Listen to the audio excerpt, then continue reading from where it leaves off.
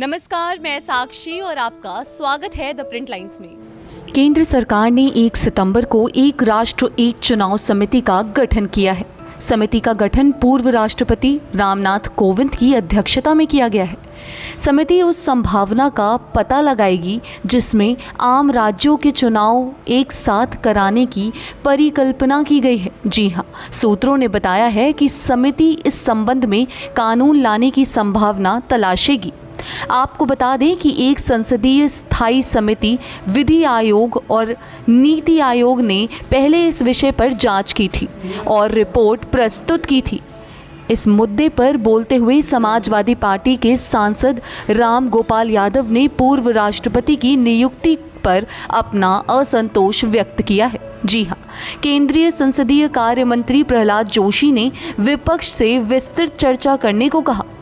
केंद्र सरकार ने 18 से 22 सितंबर तक संसद का विशेष सत्र बुलाने का फैसला किया है। ये भी अटकलें हैं कि सरकार विस्तृत विचार विमर्श के लिए एक राष्ट्र एक चुनाव विधेयक ला सकती है। इस बीच AIMIM प्रमुख ओवैसी ने एक चुनाव विधेयक की संभावना को खारिज कर दिया और इसे असंवैधानिक बताया। जी हाँ, प्रधानमंत्री नरेंद्र मोदी कई बार एक राष्ट्र एक चुनाव का विचार रख चुके हैं।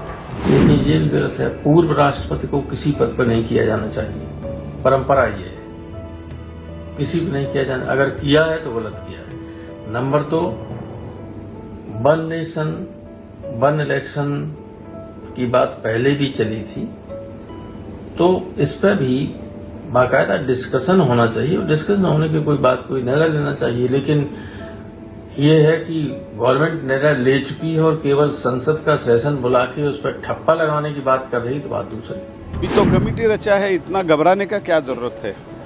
अभी तो कमेटी रचाया गया है। कमेटी रचाने के बाद इसका कमेटी का रिपोर्ट आएगा। कमेटी का रिपोर्ट पब्लिक डोमेन में चर्चा होगा। अगर पार्लियामेंट में जब आता है, पार्लियामेंट में चर्चा होगा। पार्लियामेंट प्रबुद्ध है। भारत देश का प्रजाप्रभुत्व एकदम मैच्योर्ड है, प्रबुद्ध प्रजाप्रभुत्व है, उसमें चर्चा होगा। इतना घबराने का क्या बात है। इंडिया में ये सवाल उठ रहा है कि क्या वन नेशन वन इलेक्शन होगा। ये नहीं हो सकता है। ये भारत के संविधान के खिलाफ होगा, क्योंकि फेडरलिज्म भारत के संविधान के बेसिक स्ट्रक्चर का हिस्सा है। और दूसरी बात यह है कि बीजेपी के पास राज्यसभा मेजॉरिटी नहीं है।